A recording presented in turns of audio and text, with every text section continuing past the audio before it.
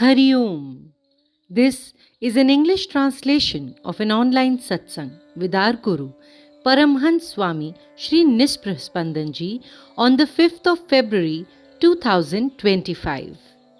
There was a question.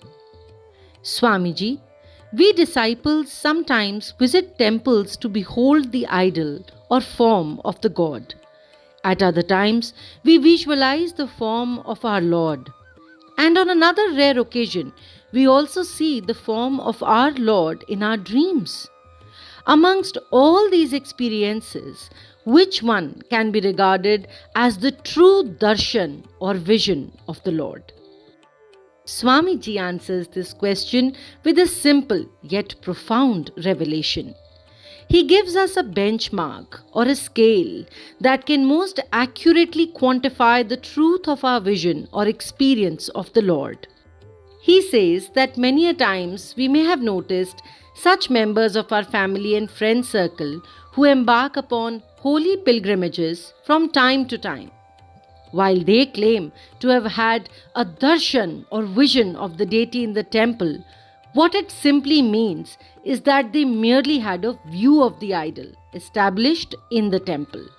This is because we see that there is no positive change or elevation in their behavior, attitude, or actions post the pilgrimage.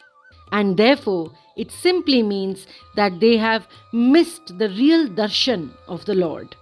The process of darshan can never be accomplished through physical sense organs. This is because eyes belong to the body, and this body is a creation of the Maya or the matrix. And therefore, how can a physical tool be employed to accomplish a spiritual process? The true sight of the Lord happens through one's inner vision alone. Darshan really means the experience of the Lord through the eyes of one's heart. And this explains how the great saint Surdas soaked in the blissful darshan of his Lord at all times, even though he was physically blind.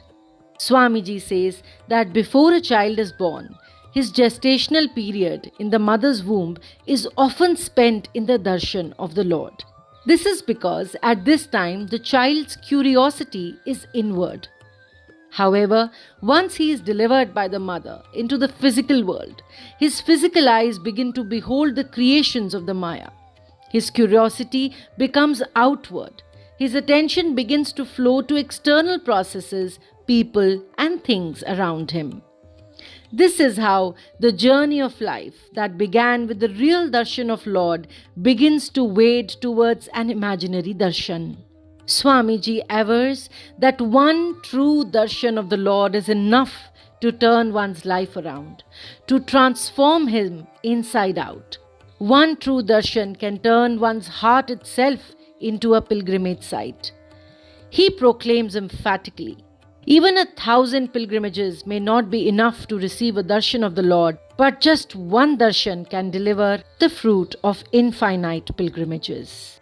According to Swamiji, the same principle applies to the darshan of a saint or one's guru. If we perceive the guru as merely a body with its physical features, his appearance, his clothing, these become our only perception of him, then no matter how many times we may experience his company, it will change nothing about us. However, if we connect with the guru element within him, a separation of even 1,000 miles will be no barrier in receiving his grace, love, protection, blessings, and guidance. His presence will be projected upon the screen of our heart, and he will be beheld by our inner vision through constant remembrance. In the end, Swamiji gives us a simple process for developing this inner vision through which we can behold our Lord at all times. He advises us that we must do a relentless chanting of the divine name, also known as Nam Jap. Now, some of us might find it difficult to decide as to which name of the Lord we must chant. Swamiji assures us, no matter what name we call the divine with, our prayers reach the same eternal and formless one.